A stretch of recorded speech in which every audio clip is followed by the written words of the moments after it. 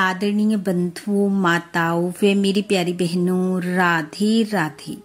आप सभी का हमारे YouTube चैनल जीवन की धारा पर बहुत बहुत स्वागत है। बंधुओं, आज हम इस वीडियो में कार्तिक मास महात्म का तीसरा अध्याय सुनेंगे, जिसे सुनने सुनाने से भगवान श्री हरि की कृपा से मनुष्य की प्रत्येक मनोकामना पूर्ण होती है। धनपति कुबेर की कृपा उन पर सदैव बनी रहती है। कथा महात्म सुनने के बाद यदि आप हमारे चैनल पर नए हैं तो कृपया हमारे चैनल को सब्सक्राइब करें, बेल आइकन को प्रेस करें ताकि हमारी वीडियो की नोटिफिकेशन सबसे पहले आप तक पहुंचे।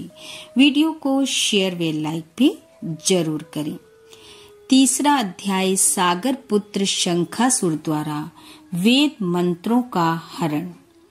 सत्यभामा बोली, हे भगवान, आप तीनों कालों के जानने वाले हैं। आप काल स्वरूप हैं और सब कालों के समान हैं। तब फिर आप कार्तिक मास को ही इतना श्रेष्ठ क्यों मानते हैं? हे देव, इसी प्रकार सब तिथियों में एकादशी और सब महीनों में कार्तिक का महीना ही आपको क्यों प्रिय है? इसका कारण बताइए। भगवान श्री कृष्ण बोले, हे कांते, तुमने बड़ा अच्छा प्रश्न किया है। इस विषय में एकाग्रचित होकर राजा वेणु के पुत्र पृथु और महर्षि नारद का पूरा संवाद सुनो, जिसे पहले महाराज पृथु ने नारद जी से पूछा था। तब नारद जी ने कार्तिक मास की महिमा बतलाई थी। नारद जी बोले, पहले समय में त्रिलोकी को मथ डालने वाला सागर का पुत्र शंखासुर नामक राक्षस पैदा हुआ था। उसने अपने पराक्रम से संपूर्ण देवताओं को जीतकर स्वर्ग से निकाल दिया तथा इंद्र आदि संपूर्ण लोकपालों के अधिकार अपने हाथ में कर लिए। सब देवता शंखासुर के भय के मारे अपने अपने स्त्री पुत्र आदि को साथ लेकर बहुत वर्षों तक समेरु पर्वत की गुफाओं में रहे। तब शंखासुर ने विचार किया कि मैंने देवताओं को जीत तो लिया है, परंतु वे अब भी बहुत बलवान मालूम होते हैं। अब मैंने जान लिया है कि वे सब वेद मंत्रों से युक्त हैं, इसी से वे बलवान हैं। अतः उनके वेद मंत्रों का हरण कर लिया जाए तो वे सब ही बलहीन हो जाएंगे। ऐसा सोचकर शंखासुर सत्यलोक में गया, जहाँ भगवान उस समय सोए हुए थे। उसके मन में चोरी की इच्छा थी। इस कारण जब वह वेदों को चुराने लगा, तब बीजों सहित वेद मंत्र भी उसके भय के कारण इधर उधर पानी में छिपने लगे। तब शंखासुर उन्हें खोजता हुआ समुद्र के अंदर विचरने लगा, परंतु उसे वेद मंत्र इकट्ठे नहीं मिले।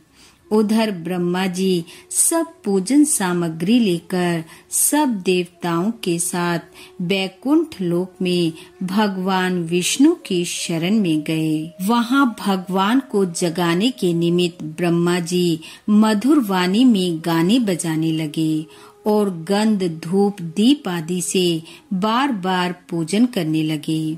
उनकी पूजा से संतुष्ट होकर भगवान ने नेत्र खोले।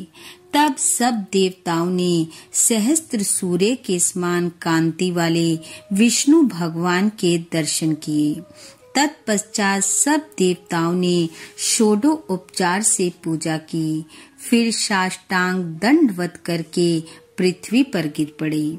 तब तो प्रसन्न होकर भगवान उनसे कहने लगे, हे देवगणों, मैं तुम्हारे पूजन भजन कीर्तन आदि कार्यों से बहुत प्रसन्न हुआ हूँ।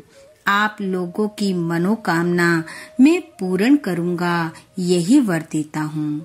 और कहा, अश्विन शुक्ल पक्ष की एकादशी से लेकर देव उठावनी एकादशी तक जो भी मनुष्य ब्रह्म मुहूर्त में प्रातःकाल तुम्हारी तरह मेरा भजन और कीर्तन तथा पूजन करेंगे, वे सब मुझे प्यारे होंगे और मुझे प्राप्त करेंगे।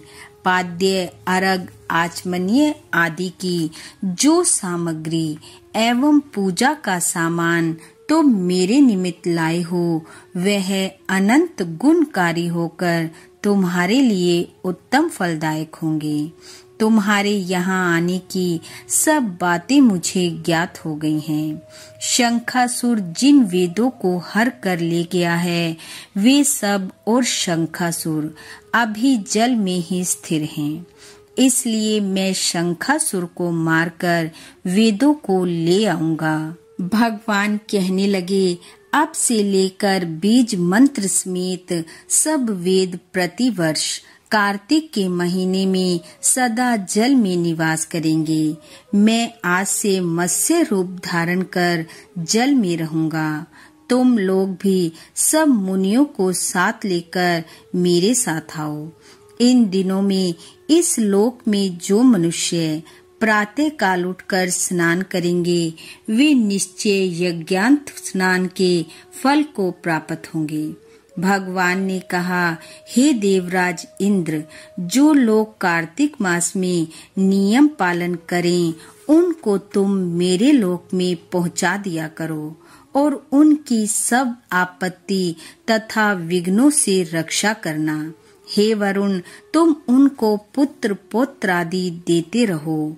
हे धनपति कुबेर, तुम उनकी धन धान्य से वृद्धि करते रहना, क्योंकि कार्तिक का व्रत करने वाला जीवन से मुक्त हो जाता है और वह मेरा ही स्वरूप धारण कर लेता है। और हे अनंत देवताओं, जो जन्म से मरण तक इस उत्तम व्रत का नियम पालन करता है, वह तुम्हारा भी पूज्य है।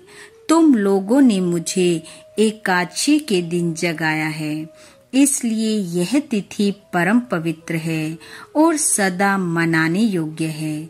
यह तिथि मेरे लिए परम प्यारी है।